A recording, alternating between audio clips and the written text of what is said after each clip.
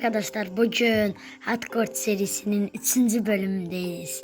Gördüğünüz gibi biraz şeyi değiştirdim. Nether portalını ve güzel oldu. Epey bir güzel oldu. Bence güzel oldu ya, kötü değil. Evet, söz verdiğim gibi Nether'daki evimi geliştirdim. Ve bunun ispatı olarak Nether'a giriyorum.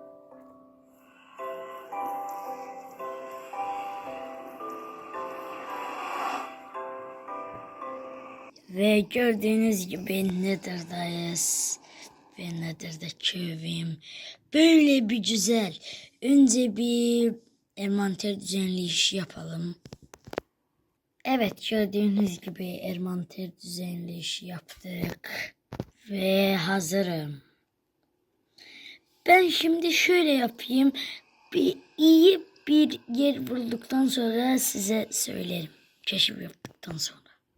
Böyle Kızıl Orman'da böyle bir güzel yerde piglinler buldum ve içinden çıkan şeyler biraz kötü ama bunlara bunun güzelliğine baksanıza. Size de bunları atayım artık. Doyun. Lütfen. O zaman arkadaşlar hoşça kalın.